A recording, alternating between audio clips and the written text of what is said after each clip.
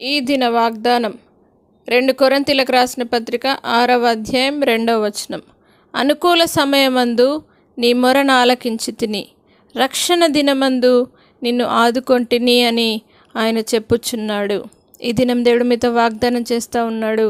అనుకూల సమయమందు దేవుడు మీ మొరను తప్పకుండా ఆలకించబోతూ ఉన్నాడు. నా ప్రియ సహోదరులారా, నా మొరను దేవుడు వింటున్నాడా?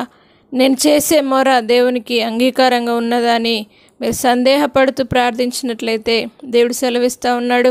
తప్పకుండా అనుకూల సమయమందు దేవుడు మీ మొరను ఆలకించి రక్షణ దినమందు మిమ్మల్ని ఆదుకొని తప్పకుండా దేవుడు మిమ్మల్ని కాపాడుతానని తానే వాగ్దానం చేస్తున్నాడు. కాబట్టి దేవుని వాగ్దానములన్నీ కూడా మీరు నమ్మండి. తప్పకుండా దేవుడు మీ మొర విని మీకు జవాబును అనుగ్రహించే దేవుడు మీతో ఉన్నాడు.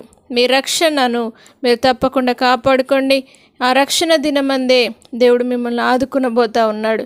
ఏ సమస్యతో మీరు బాధపడుతూ ఉన్నారో, ఎంత భయంకరమైన ఇబ్బందితో మీరు బాధపడుతూ ఉన్నారో, ఆ సమస్య నుండి నేను బయటికి రాలేను అని మీరు భయపడుతున్నట్లయితే తప్పకుండా దేవుడు తన సమయమందు మీ మొరను ఆలకించి ఆదుకునే దేవుడు మీతో ఉన్నాడు. కాబట్టి ధైర్యం వహించండి. దేవుడు ఆ రీతిగా మీ కుటుంబంలో గొప్ప మేలు జరిగించి ఆదుకొని కాపాడి మీకు తప్పకుండా జవాబునిచ్చునుగాక. ప్రార్థన. పరిశుద్ధుడా, నమ్మదగిన దేవా, అనుకూల సమయమందు మీ మొరను ఆలకిస్తారని సెలవిచ్చిన దేవుడవు, రక్షణ దినమందు మిమ్మల్ని ఆదుకుంటానని సెలవిచ్చిన శక్తి గల దేవా, ప్రతి ఒక్కరి జీవితంలో అద్భుత కార్యంను జరిగించండి. కృప వెంబడి కృప చేత నింపండి. అనుకూల సమయమందు వారిని ఆదుకొని నీ రక్షణ ఆనందము చేత వారిని నింపండి.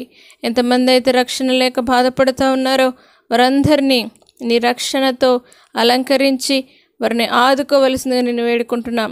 ఎంతమంది అయితే వారు నీ సన్నిధిలో మొరపెడుతూ దేవానికి స్తోత్రం చెల్లిస్తూ దేవానికి స్తోత్రమేసే నీ కృపలో భద్రపరచబడాలని, దేవారి ప్రార్థన అంగీకరింపబడట్లేదేమో అని బాధపడుతున్న వారి కోసం ప్రార్థిస్తున్నాం. దేవా, ఇప్పుడే వారి మొరను మీరు అంగీకరించి వారికి ప్రతిఫలం అనుగ్రహించి అనుకూల సమయమందు వారికి జవాబునిచ్చి ఆశీర్వదించగలరని యేసు పరిశుద్ధ నామమును బట్టి అడిగి వేడుకుంటున్నాము తండ్రి. ఆమేన్.